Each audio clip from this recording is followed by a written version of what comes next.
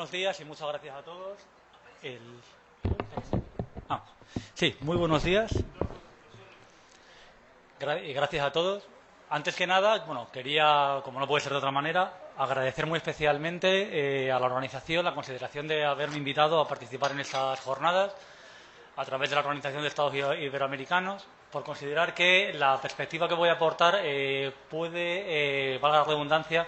aportar algo al interesantísimo debate que están generando estos días en esta maravillosa ciudad de Cartagena, que por primera vez conozco y desde luego estoy muy agradecido de la oportunidad. Como bien saben los que me conocen, tengo tendencia a hablar muy deprisa, así que voy a hacer un esfuerzo en contenerme. Y quería, empezar en todo caso disculpándome porque probablemente no lo voy a conseguir, si bien juro que lo intentaré. Y también quería disculparme por lo larga que es la presentación de diapositivas que he aportado. Le he dado muchas vueltas a ver la mejor manera de enfocarla y finalmente he decidido no eliminar el número de diapositivas, sino simplemente alguna de ellas no las obviaré, porque creo interesante que cuando les entregue la documentación puedan consultarlas, ¿no? Y ahora me centro en lo que va a ser el objeto de mi presentación, porque cuando se me invitó a participar en este evento,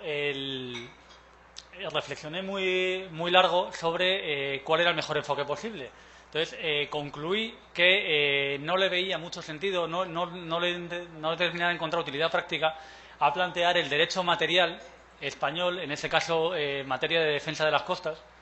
porque entiendo que cada nación, cada Estado tiene su propio ordenamiento jurídico, sus propias particularidades y, como bien recordaba el otro día el ilustre señor Procurador General de la Nación, no todas las distintas medidas son aplicables en países diferentes, dada cuenta su distinta tradición jurídica. Pero sí que me parecía muy interesante trasladarles los instrumentos procesales que me permiten a mí, como ciudadano del tercer sector, es decir, como abogado de mis clientes en un carácter general, al igual que ha expuesto magníficamente mi compañero, son organizaciones ecologistas. Entonces, cómo esos instrumentos jurídicos permiten, desde la sociedad civil, defender los bienes de uso público en los procedimientos judiciales, ¿no? Cómo desde terceros ajenos a la Administración General del Estado, o, en el caso español, de las administraciones regionales autonómicas, se puede coadyuvar, fomentar, incentivar y, en definitiva, proteger el medio ambiente. Entonces,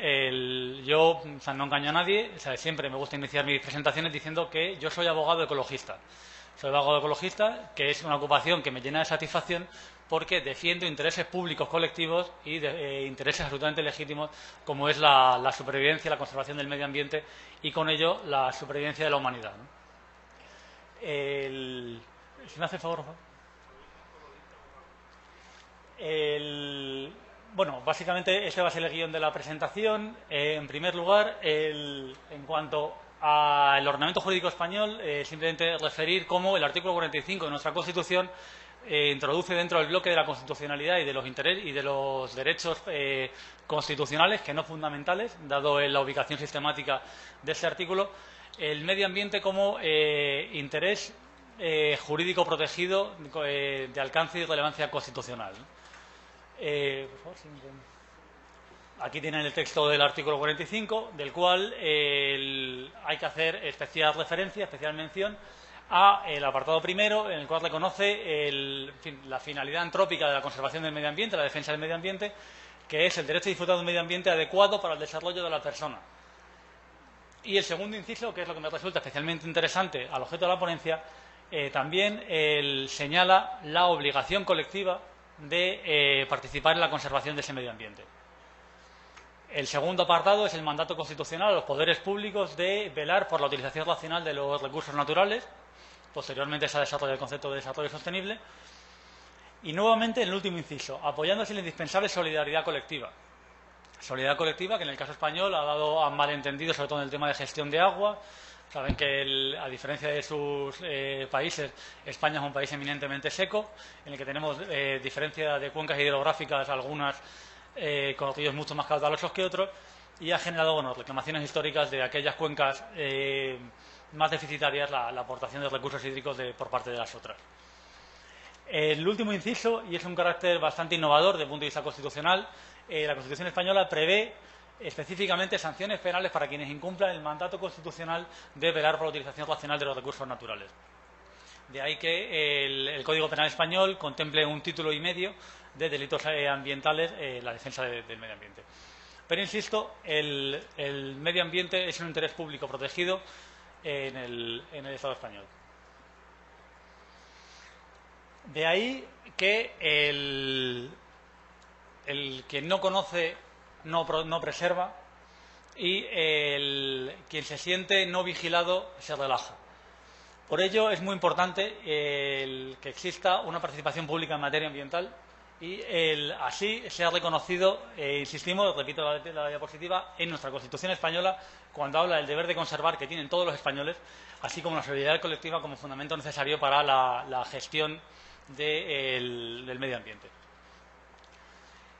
Pero no es solo la Constitución española la que lo recoge. El deber, la necesidad de participación pública en materia ambiental, que es a través de esa participación pública la mejor manera de gestionar todas estas problemáticas ambientales, como tantas que hemos planteado estos días, se viene reconociendo desde la norma rectora del Acuerdo Internacional que se considera como rector que enumera los principios básicos del derecho ambiental, como fue la Declaración de Río de Janeiro, formulada en el año 1992. Entre ellos, el principio número 10 es el que establece que el mejor modo de tratar las cuestiones ambientales es con la participación de todos los ciudadanos. Esta propia declaración, este propio principio, el número 10, establece 3 apartados que son fundamentos necesarios de esta participación. Para participar, en primer lugar, hay que estar debidamente informado, hay que tener acceso a esa información, a ese conocimiento. Después, hay que facilitar y fomentar esa participación, no puede prohibirse, vetarse o penalizarse esa participación en el asunto ambiental.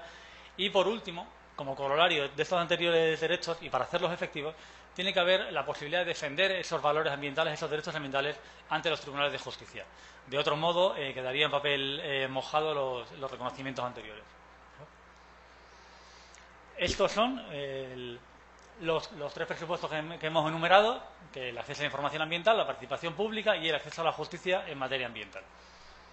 que sirven como base, como 3 pilares fundamentales de una norma de derecho internacional, un tratado internacional suscrito y ratificado por el Reino de España y la Unión Europea, que posteriormente hablaremos del tema, como organismo de integración política en el que saben que está inscrito, que se está desarrollando a nivel europeo y del que España forma parte desde el año 1985. Este convenio está suscrito a nivel internacional, a nivel de la ONU, en un organismo que es la Organización Económica de Naciones Unidas para Europa. Es decir, la federación regional la cual pertenece España.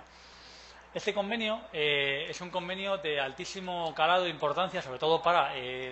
mis clientes habituales, insisto, grupos ecologistas,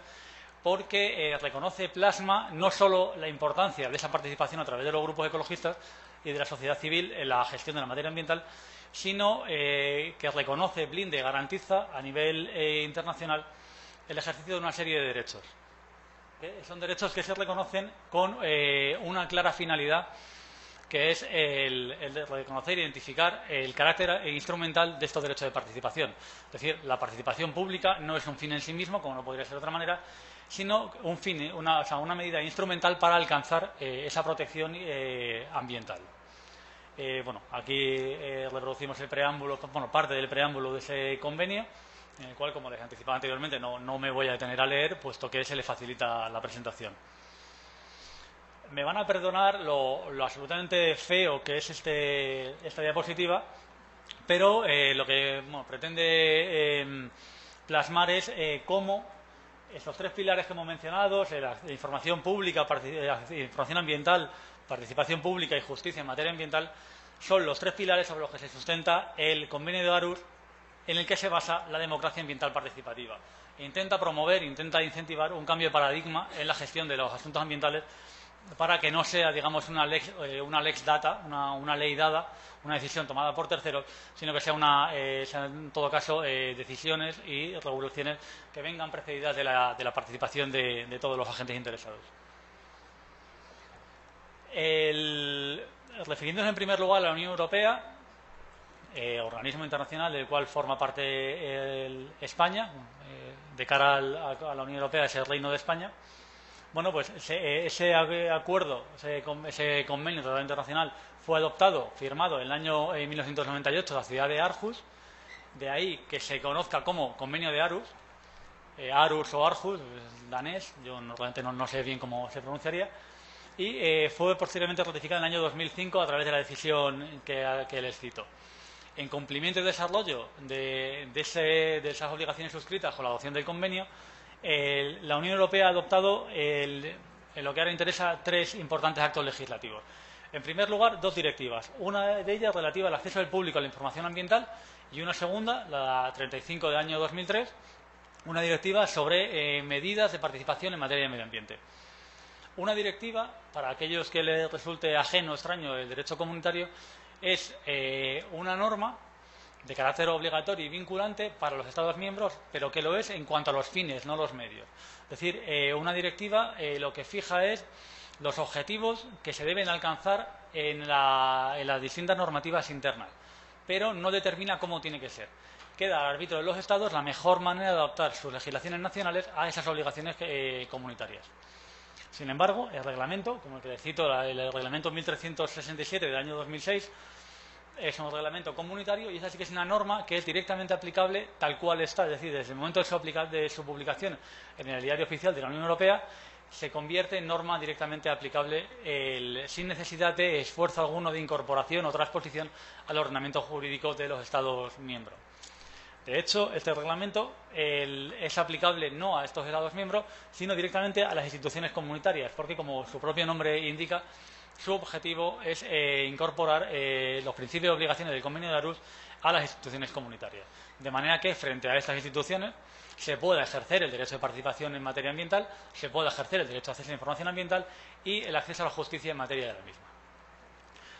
Por último, señalar que todos los Estados miembros de la Unión Europea son parte del firmante y han ratificado el Convenio de Aarhus. El último fue el año pasado la República de Irlanda. Paralelamente, por señalarlo, el proceso de ratificación del Convenio de Aarhus por el Estado español, el punto de partida, como no puede ser de otra manera, es el mismo. Es decir, el 25 de junio del año 98 se firmó el Convenio de Aarhus en Dinamarca, pero no sería hasta el año 2005, en fecha de diciembre, es decir, con posterioridad a como lo hizo la Unión Europea, se ratificó el Convenio de Aarhus. Posteriormente, y en adaptación de la legislación nacional a las directivas 2003/3 y 4 y 2003/35 de la Unión Europea que anteriormente citábamos, se adoptó por parte de España la Ley 27/2006 relativa al acceso a la información ambiental, a la participación pública y al acceso a la justicia en materia de medio ambiente. Es una ley esta sobre la cual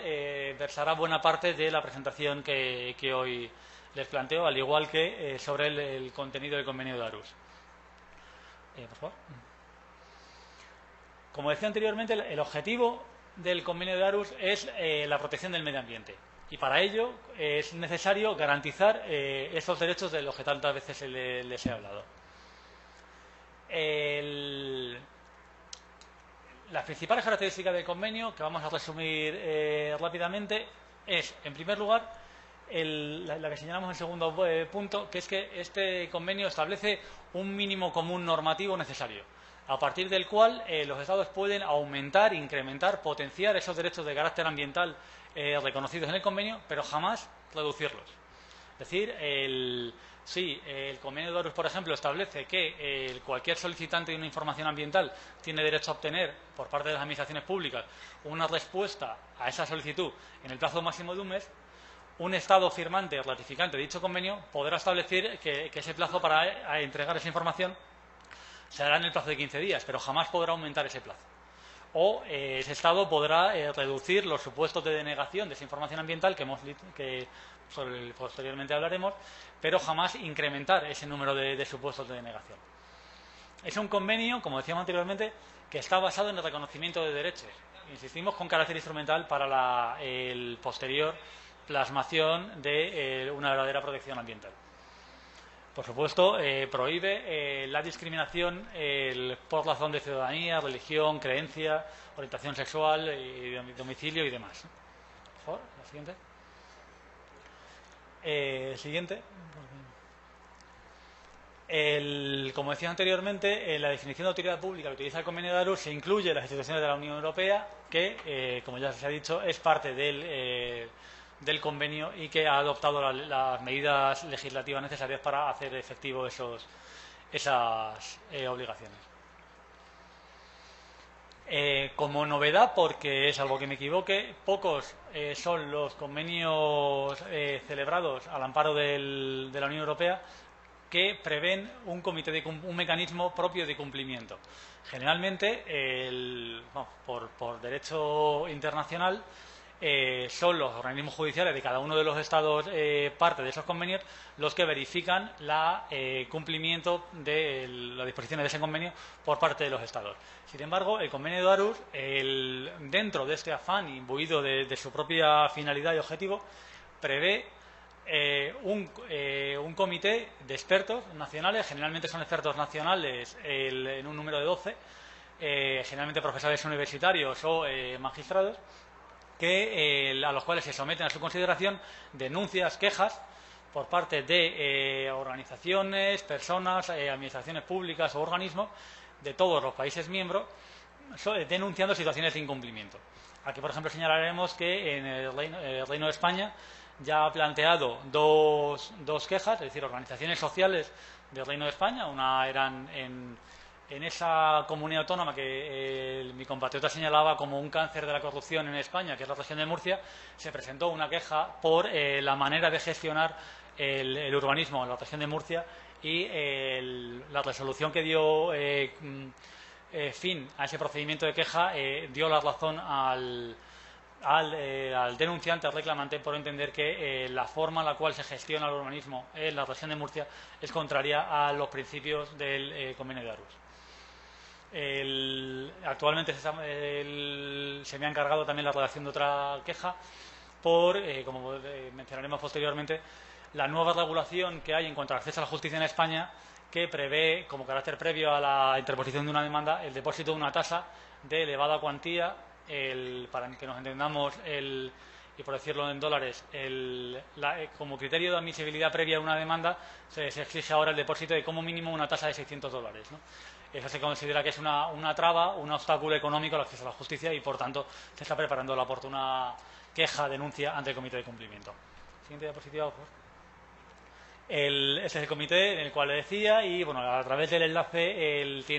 se tiene acceso a la decisión que creó ese comité de cumplimiento, y también decir que en la página web de la UNC están absolutamente todos los documentos de todos y cada uno de los procedimientos de queja que se han planteado a este comité. Aquí nuevamente tiene el enlace directo al convenio y más específicamente al comité de queja y demás. El primero de esos tres derechos instrumentales que mencionábamos anteriormente, pero que no es propiamente el objeto de mi presentación, pero no veía la forma de no citarlo, es el derecho de acceso a la información ambiental. En esencia, por favor,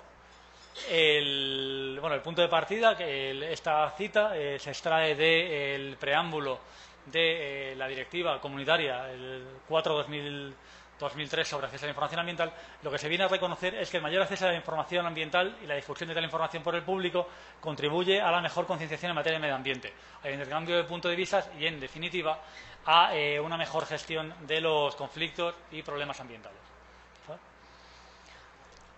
Como les decía, es un derecho que se reconoce con carácter objetivo, pero sobre todo es con carácter subjetivo, porque es un derecho de los ciudadanos y de las organizaciones, pero que tiene carácter instrumental, es decir, no tiene sentido el derecho de acceso a información ambiental, salvo que entendamos esa información ambiental como un presupuesto para su participación. Aquí les relaciono la distinta legislación actualmente vigente, la Ley 27/2006, que, por no prolongarnos en materia de acceso a información ambiental, lo que se prevé y se reconoce es el derecho de cualquier ciudadano, incluidas los representantes de la sociedad civil,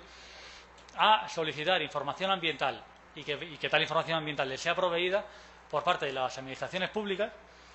que se tiene que poner a su disposición de manera inmediata o en el plazo más rápido posible. Se prevé en el plazo de un mes, prorrogable en el caso de que sea una información complicada de obtener, prorrogable un mes más, reconociendo una serie de supuestos en los que puede ser válidamente denegada esa información, pero siempre y cuando esa denegación, por una parte, sea fruto de una interpretación restrictiva de los supuestos de denegación y nunca extensiva. Estamos hablando del supuesto de limitación de derechos. Por otra parte, es una denegación que siempre tendrá que ser motivada. Nunca puede ser una denegación arbitraria o discrecional. Y, por último, es una información a la cual será entregada de manera gratuita o, en caso de que sea necesaria una contraprestación económica, sea la más baja posible y siempre atendiendo al coste del soporte y no, por ejemplo, el tiempo invertido por un funcionario en recopilar esa información. Es decir, si la documentación que he solicitado yo cabe en un CD, a mí lo que se me puede cobrar es el soporte, el precio de ese CD. No se me puede pagar la parte proporcional de horas invertidas por el funcionario en la elaboración del mismo. Por favor, siguiente diapositiva. Aquí se recogen los derechos en cuanto al acceso a información ambiental, que es sucintamente resumido. Continuamos. Esta parte sí es interesante por entender qué se entiende por información ambiental. Porque se refiere a los elementos del medio ambiente, el estado de los mismos, los factores que le puedan afectar, ya sea negativa o positivamente, el conjunto de medidas de carácter legislativo o político o administrativo que se adopten sobre los mismos, así como la previsión del estado que pueda tener esos efectos ambientales sobre la salud de las personas. Pero dentro del concepto de medio ambiente, el Convenio de Aarhus, es interesante destacarlo, utiliza una concepción muy amplia del medio ambiente, tan amplia que incorpora elementos naturales básicos, aire, atmósfera, suelo, agua, las formas de vida dependientes de ello, la flora, la fauna, el conjunto de la diversidad biológica, el paisaje. En Europa hay una progresiva incorporación y reconocimiento del derecho del paisaje, plasmado en un convenio europeo también de protección del paisaje y demás.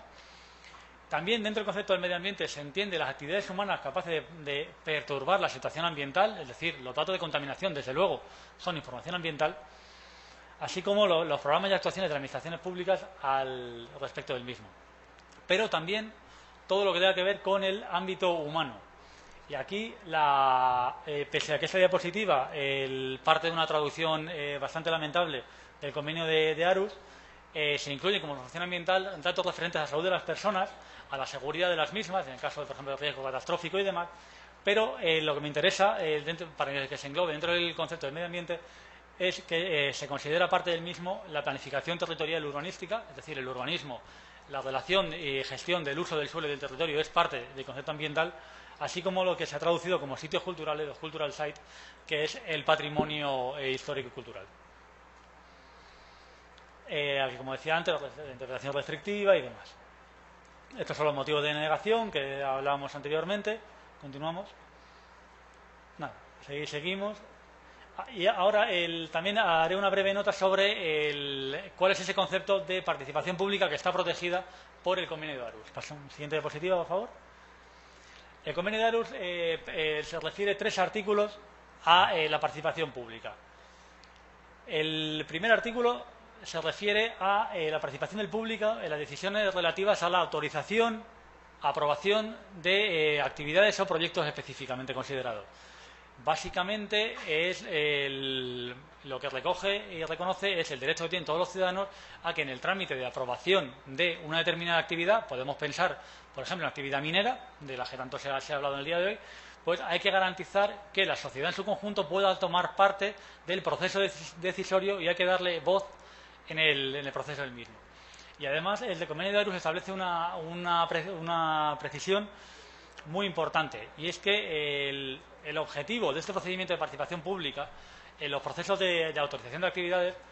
tiene que tener como finalidad y como objetivo el que el público que ha participado en la toma de decisiones se pueda ver reflejado en la decisión final.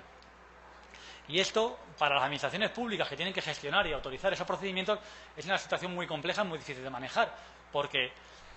si se somete a autorización un determinado proyecto que cumple, o sea, que cuenta con un amplísimo rechazo por parte de la sociedad,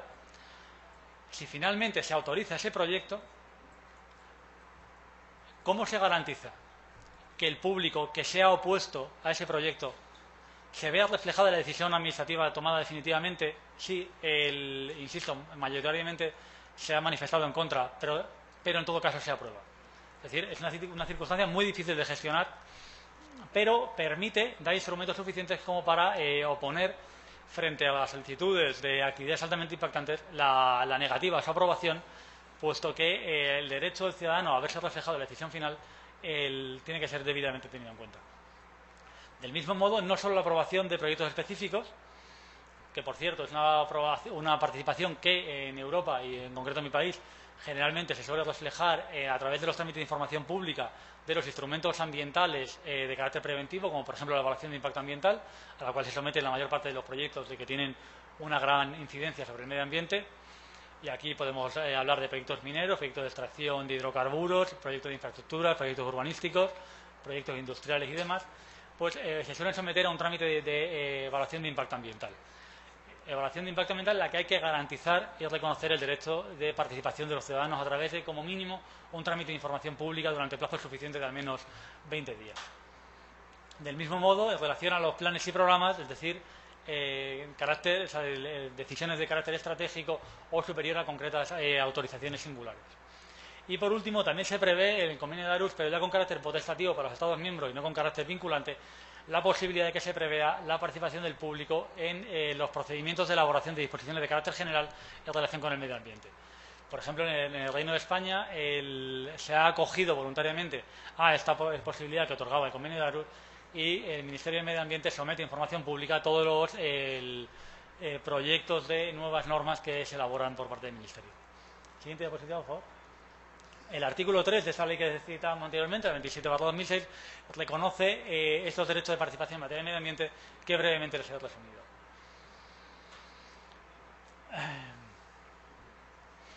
Quería hacer un inciso digamos, o sea, como se dice en España, en homenaje a Paco Raval, es que yo venía aquí a hablar de mi libro y, como les decía anteriormente, mis clientes más habituales son los grupos ecologistas. Y yo entiendo que la participación no solo tiene que estar garantizada y respetada, sino que además el ordenamiento jurídico tiene que fomentar, y veremos cómo incluso desde el punto de vista constitucional en España así es, el fortalecimiento, el empoderamiento de la sociedad civil y la participación pública a través de, en este caso, el asociacionismo en materia ambiental. Ya el convenio de Aarhus reconoce que hay que reconocer y apoyar la existencia de estas organizaciones ambientales, pero la Constitución española del año 1978 ya señala que corresponde a los poderes públicos facilitar la participación de todos los ciudadanos en la vida política, social, económica y cultural. Es decir, la participación del público en la toma de decisiones es en España una obligación constitucional que además pesa sobre todo los poderes públicos. En este caso va dirigido esencialmente sobre el poder administrativo, el poder ejecutivo, tiene que ser fomentado y garantizado. Del mismo modo, y esta vez sí, como derecho fundamental, en la Constitución española se reconoce el derecho a la asociación. El derecho a la asociación, como bien saben todos ustedes, no hace falta insistir, está amparado en distintas declaraciones y tratados europeos y convenios internacionales sobre derechos humanos, el que se reconoce como derecho fundamental de la humanidad, el derecho al asociacionismo. Del mismo modo lo es en Europa y en España a través de las normas que citamos que desarrollan el mandato constitucional. Una de tantas formas de fomento o protección del asociacionismo es el apoyo económico. Porque, pese a que sean, como bien se ha señalado anteriormente, organizaciones no gubernamentales, eso no quita a que dentro de todas esas actividades de fomento y protección del asociacionismo se pueda prever por parte de administraciones públicas y poderes públicos el fomento del asociacionismo a través de concretas líneas de subvención. Y aquí existen a nivel tanto europeo como estatal en España o incluso regional y autonómico dos tipos de líneas de ayudas económicas, de las cuales aquí les plasmo simplemente un ejemplo a mero título indicativo. Hay ayudas y subvenciones de carácter económico a el funcionamiento de esas organizaciones, es decir, ayudas simplemente de carácter no finalista, sino digamos, al presupuesto ordinario de esas asociaciones.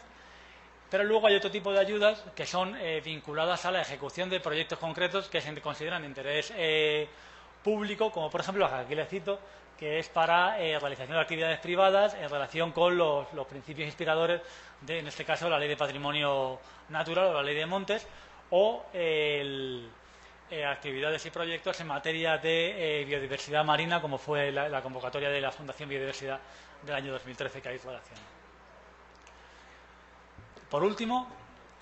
voy a centrar ahora mi análisis a la parte más propia de mi carácter y condición de abogado, cuál es el acceso a la justicia en materia de medio ambiente. Y aquí únicamente voy a referir a aquellos instrumentos e instituciones que reconoce el ordenamiento jurídico español, inspirado en parte por el Convenio de Aarhus, pero también en gran parte por la tradición jurídico-procesal propia de mi país, que permite el que actores de carácter privado, como son las organizaciones asociativas de carácter ambiental, puedan mostrarse parte en el proceso y qué tipo de medidas se prevén para la remoción de estos obstáculos de tipo económico que señalábamos anteriormente. Y, por último, porque también lo establece el Convenio de Aarhus, como veremos posteriormente, la adopción de medidas de carácter ejecutivo de tutela ambiental. Como decía anteriormente, el Convenio de Aarhus, que se dirige a la protección del medio ambiente, prevé como derechos instrumentales el derecho a acceso a la justicia, la información ambiental y participación pública. Pero de estos tres derechos es el derecho a acceso a la justicia en materia de medio ambiente el corolario necesario para garantizar, primero, los dos derechos anteriormente citados, el derecho a acceso a la justicia, el derecho a acceso a información en materia de medio ambiente y el derecho a la participación pública, pero también el derecho al medio ambiente adecuado como tal considerado. Aquí tienen las previsiones sobre las que posteriormente haremos alguna previsión del artículo 9 del Convenio de Aarhus, en particular el apartado 3, 4 y 5 de dicho convenio, que establecen la necesidad de ese reconocimiento y garantizar ese acceso a la justicia ambiental que decíamos anteriormente. Para explicar qué mecanismos permiten el acceso al proceso, es decir, al Poder Judicial, en este caso, el actor privado, que sería la organización ecologista, hay que distinguir en el derecho procesal español entre las distintas jurisdicciones, porque tenemos 4 jurisdicciones: la jurisdicción civil, la jurisdicción penal, la jurisdicción contenciosa administrativa y la jurisdicción laboral. Bueno, también existe la jurisdicción militar, pero no tiene ninguna relación con el asunto que nos ocupa. Siendo de estas 4 jurisdicciones, evidentemente, la jurisdicción penal y la jurisdicción contenciosa administrativa las que, por su propia naturaleza, son más idóneas para defender el interés ambiental. En cuanto a la jurisdicción penal, porque en España, al igual que en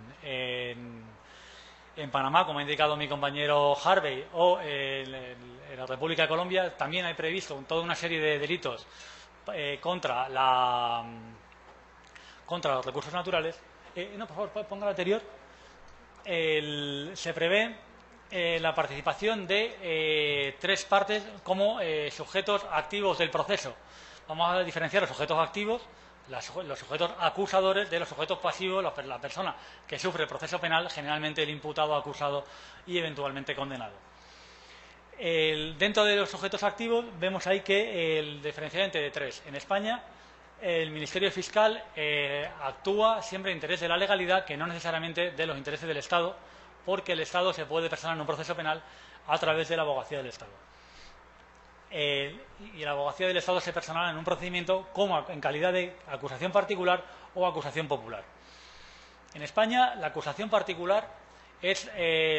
aquella acusación que defiende y representa directamente el interés del perjudicado, de la víctima del delito. En el caso del medio ambiente, como estamos hablando de intereses colectivos, no existe con carácter general un perjudicado directo, cuando estamos hablando estrictamente de intereses ambientales. Otra cosa sería si, por ejemplo, estamos defendiendo en un pleito que tiene caracteres ambientales, pero estamos defendiendo el interés del particular que se ve afectado por un vertido, pero ahí está defendiendo su interés particular y no necesariamente el ambiental. Y luego está la acusación popular, que es reconocida constitucionalmente en España la que defiende, o sea, actúa en interés de la legalidad, pero que no tiene en ningún caso la condición de particular afectado. La jurisdicción contenciosa administrativa, como luego veremos, puede actuar únicamente aquella persona que tenga un interés legítimo, salvo en aquellos ámbitos del derecho en el que se reconozca la acción pública o la acción popular. La acción pública y la acción popular son instrumentos de carácter procesal que permiten ampliar mucho ese carácter de interesado e incluso la comparecencia en un proceso sin tener que acreditar siquiera el carácter de interesado. Por ejemplo, el urbanismo es una materia clásica en el derecho español en el cual cualquier persona puede interponer un recurso en materia urbanística sin tener que acreditar ningún tipo de interés directo o legítimo afectado por la resolución administrativa que en ese caso se combata. Y una precisión muy importante, mientras que el proceso penal perfectamente se puede dirigir, y de hecho es lo habitual, contra un sujeto jurídico privado, es decir, contra un particular, contra una persona, en la jurisdicción contenciosa administrativa generalmente lo que se combate es la acción o inacción de la administración pública, porque, pese a que la mayor parte de los asistentes a estas conferencias trabajen en autoridades y administraciones públicas, no nos engañemos, todos sabemos que no siempre el interés público se ve necesariamente reflejado o plasmado en la intervención de la administración pública. De ahí que muchas veces resulte necesario, por parte de particulares, en este caso organizaciones ecologistas, acudir a la jurisdicción contenciosa administrativa para defender el interés público frente a la actuación de la administración pública, en este caso el interés público ambiental. Aquí resumimos la definición de acusación popular mediante la transcripción de la definición que prevé lo que actualmente es un anteproyecto de modificación del código, o sea, lo que se va a llamar el Código Procesal Penal, puesto que la actual y vigente Ley de Enjuiciamiento Criminal española data del año 1889 y pese a que ha sido víctima o ha sufrido innumerables modificaciones, pues es evidentemente una legislación bastante anacrónica que necesitaba una actualización. Cosa muy diferente será que la opinión que me pueda merecer la mayor parte de las previsiones que en materia, por ejemplo, de acceso al proceso se prevé en la nueva legislación. Por ejemplo, en la vigente Ley de Enjuiciamiento Criminal, que como ven aquí data del año 1882, se prevé que la acción penal es pública y que pueden ejercerla todos los españoles. Sin embargo, el nuevo Código Procesal Penal, actualmente en fase incipiente de tramitación, pero aún así, de la que se dispone de borradores ya muy avanzados, ya prevé en su artículo 70 la prohibición, la interdicción de que personas,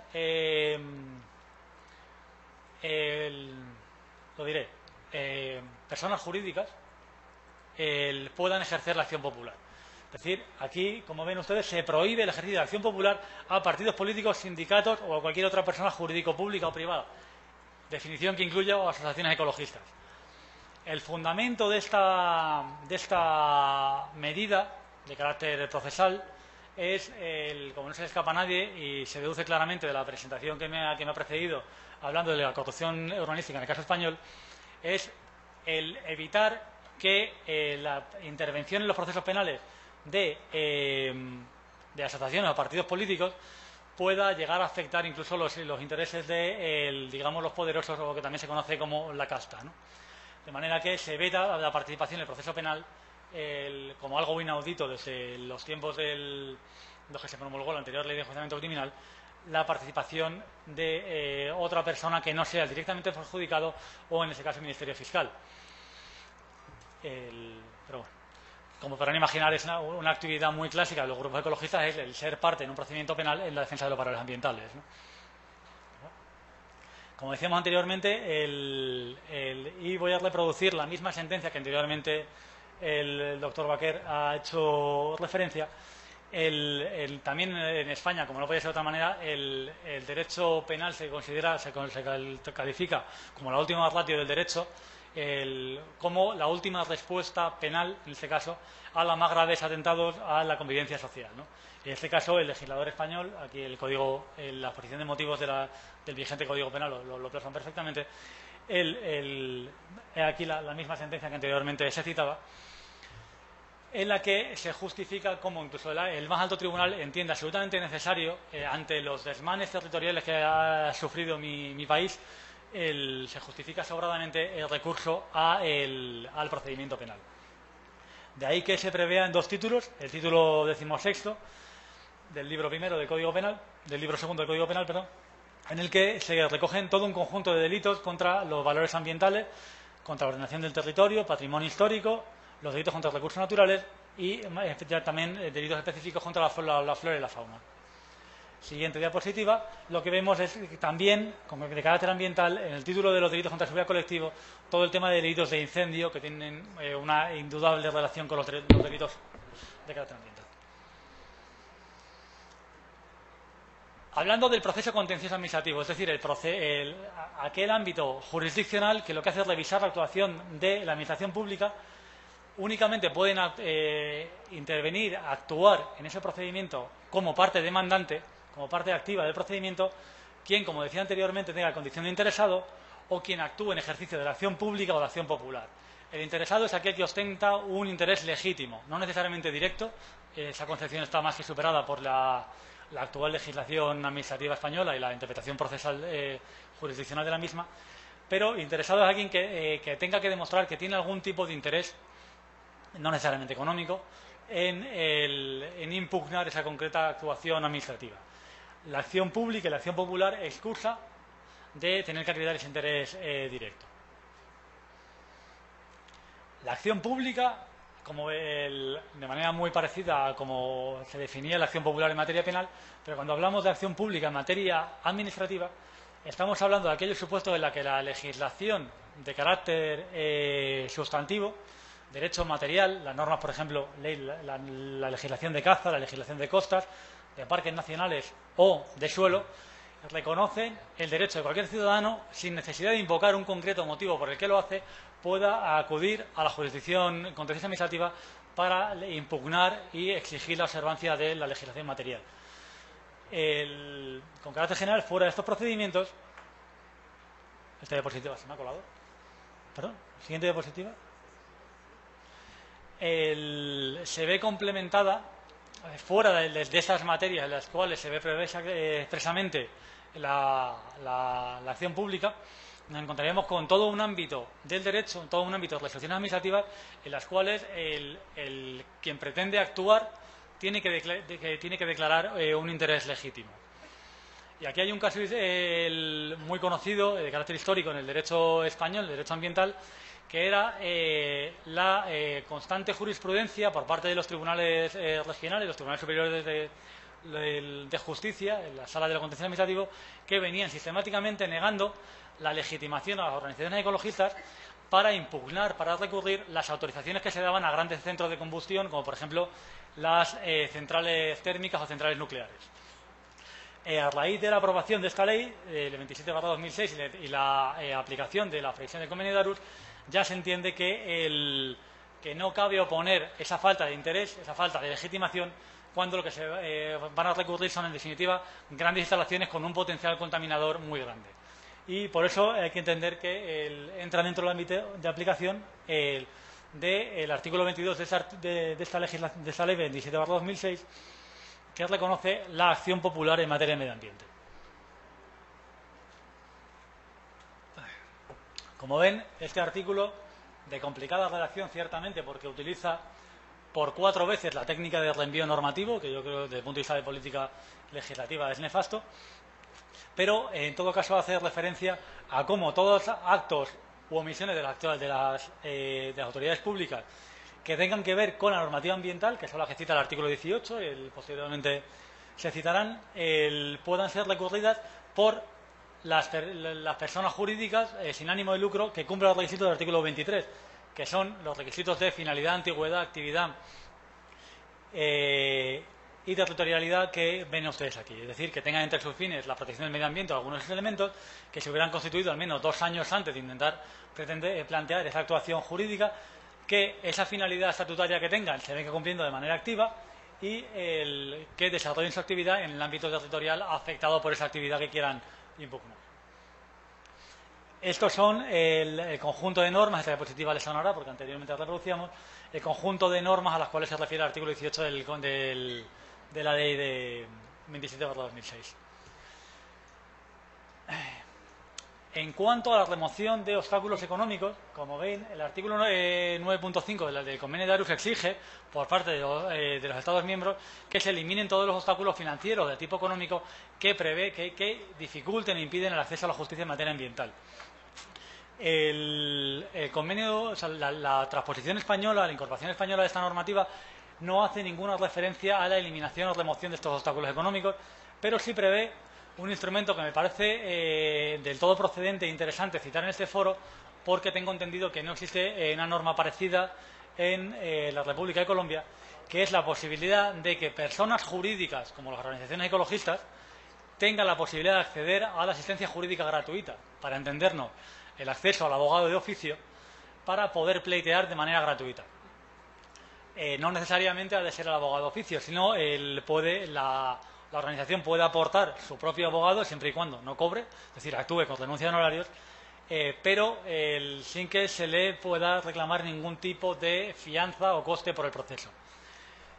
Esta previsión del artículo 9.5, como ya les he relacionado anteriormente, ha sido flagrantemente vulnerada por el Reino de España cuando en el pasado año 2012 aprobó una nueva ley en la que la ley conocida como la Ley de Tasas Judiciales, en las cuales condicionaba la admisibilidad de una demanda al previo depósito de una tasa que puede tener una cuantía, insisto, como mínimo de 600 euros, pero si es un pleito que sea determinable su cuantía, por ejemplo, en base al coste del proyecto, esa tasa judicial se va a calcular en función de ese coste del proyecto. Si el proyecto del que estamos hablando, por ejemplo, es como uno de los últimos pleitos que estoy trabajando en el despacho, el almacén que con carácter nacional va a almacenar todos los residuos radiactivos procedentes de las 12 centrales nucleares que hay en España, el coste, como se puede imaginar, el coste de ese proyecto es altísimo y, por tanto, la tasa judicial que habría que prestar sería completamente inasumible porque ascendería con mucho de los 20.000 dólares. Como presupuesto para iniciar el procedimiento. Siguiente diapositiva, por favor. Otro requisito muy importante que prevé el Convenio de Aarhus es la posibilidad y la necesidad de que el ordenamiento jurídico de todos los países prevea remedios efectivos, incluyendo lo que el derecho anglosajón se conoce como los injunctive reliefs, que ha sido nefastamente traducido al castellano como la orden de reparación. La persona encargada de la traducción del convenio de Aarhus para su ratificación por el Reino de España, desde luego no tenía grandes conocimientos jurídicos porque el término orden de reparación es absolutamente ajeno a nuestra cultura jurídica. Ciertamente tampoco es fácil traducir el término injunctive relief al ordenamiento jurídico procesal español, pero hay que entender que es toda orden de ejecución o toda orden ejecutiva, tanto cautelar como en fase de ejecución. Es decir, toda posible medida cautelar para paralizar o evitar la causación de un daño ambiental o toda orden de ejecución tendente a hacer efectiva una sentencia que lo que haga es establecer que hay que restaurar las cosas a su estado anterior. Siguiente medida, por favor. Aquí, hago la traducción oficiosa basándome en los propios manuales y documentos interpretativos del Convenio de Aarhus que realiza la propia Secretaría del Convenio para establecer la necesidad de esas medidas adecuadas y eficaces, porque si no, como veremos en un ejemplo que en mi opinión es bastante sangrante, ha ocurrido recientemente en España, el tener éxito en un proceso no garantiza que consigan materializar esa defensa de los valores ambientales, que es lo que en definitiva se defiende en el pleito ambiental. De hecho, la inexistencia de medidas cautelares eficaces es lo que ha sido señalado por institutos encargados por la Unión Europea como la mayor carencia de la legislación procesal española, ¿no?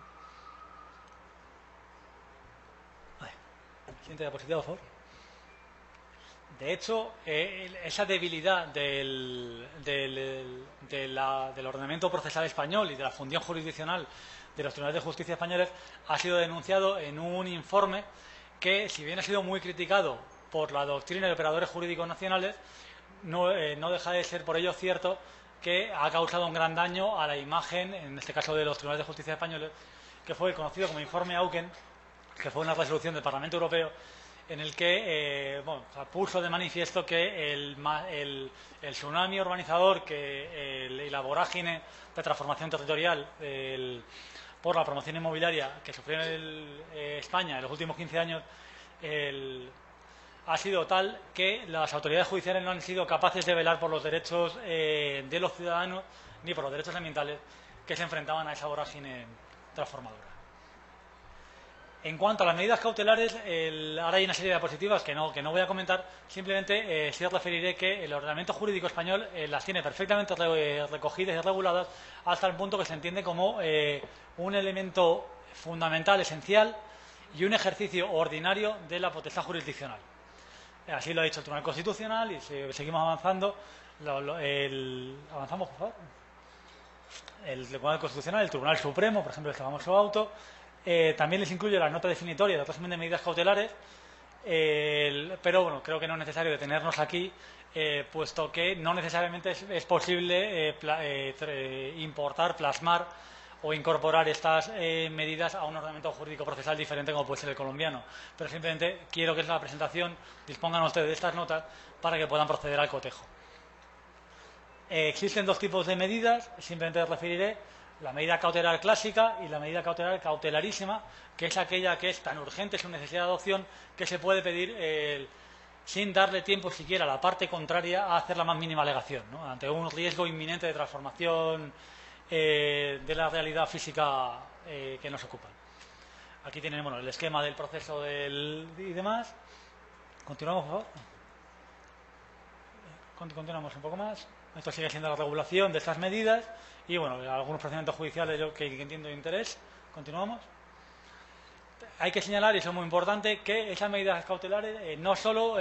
tienen carácter negativo o suspensivo, es decir, no se agota la posibilidad de que un tribunal acuerde la inmediata paralización de una obra, de una transformación o de un procedimiento administrativo. También puede ser, por ejemplo, una anotación en el registro de la propiedad, en el cual se informe a posibles terceros adquirientes de buena fe la existencia de un pleito que puede tener como consecuencia, si se ve estimada la demanda del actor, incluso la demolición de esa vivienda que puede querer adquirir. Continuamos, porque esto es, como decía, los criterios. Y aquí quiero poner un ejemplo de un caso en el que, por parte de una autoridad judicial, en este caso el Tribunal Superior de Justicia de Extremadura, una región del interior de España,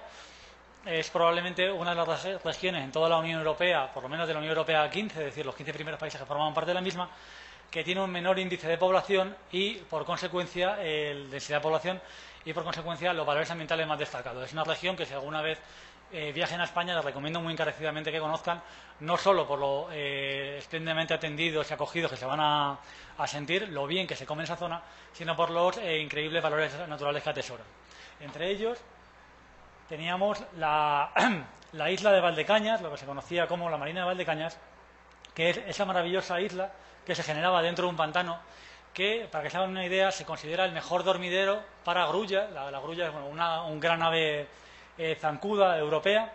ave migratoria, protegido por distintos convenios internacionales, y que tenían en las orillas de este embalse como su mejor descansadero en todo el sur de Europa. Sin embargo, se aprobó un proyecto interregional que se consideraba de una prioridad absoluta para la región de Extremadura, su transformación en un macroproyecto turístico y urbanístico que, pese a que fue solicitado por la organización ecologista recurrente, se solicitó la suspensión cautelar de la ejecución de los trabajos, suspensión cautelar que fue denegada por parte del tribunal, y cuando finalmente, en el año 2012,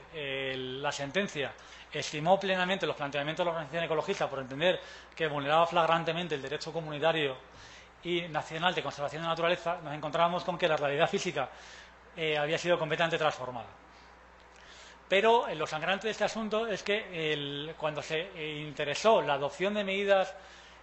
de carácter ejecutivo, es decir, ya no cautelares, porque ya había sentencia, ahora ya estamos pidiendo la ejecución de las sentencias en los debidos términos, se condicionó, la ejecución que en una primera fase planteábamos que en tanto no hubiera resolución firme en casación dictada por el Tribunal Supremo, se pedía que, aunque sea de manera cautelar, pero en ejecución ya de la primera sentencia, se paralizara la continuación de los trabajos. Y ya hablaríamos posteriormente de la necesidad de demoler o no. Bueno, pues se condicionó esa paralización de los trabajos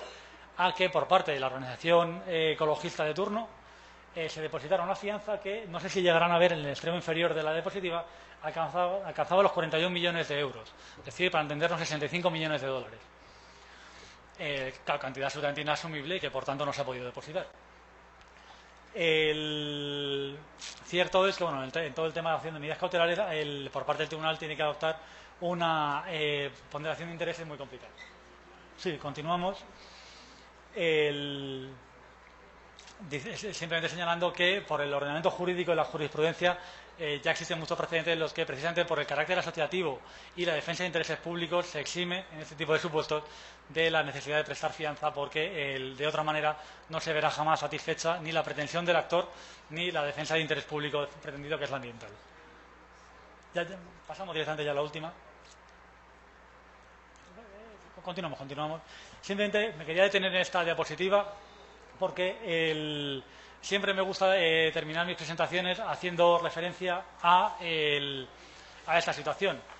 Una organización ecologista, un particular o un abogado ecologista, por más que en no pocas ocasiones obtengamos importantes éxitos jurídicos y no pocas ocasiones consigamos defender los intereses ambientales, los bienes de uso público y demás, no por ello tenemos que creernos más que nadie, sino que tenemos que asumir que, en definitiva, todos y cada uno de nosotros no somos más que un punto en el espacio, un grano de arena o una piedra lanzada contra la ola. Pero con la participación de todos y cada uno de nosotros en la defensa de los bienes comunes, que es en este caso lo que nos ocupa, entre todos podemos pintar un hermoso cuadro de esperanza, como este maravilloso cuadro puntillista del maestro Seurat, que no deja de estar conformado por miles de puntos, y cada uno de esos puntos forma parte de un todo que merece la pena admirar y conservar. Así que lamento haberme excedido el tiempo y creo que no he podido cumplir mi promesa de hablar despacio, pero lo he intentado. Muchas gracias.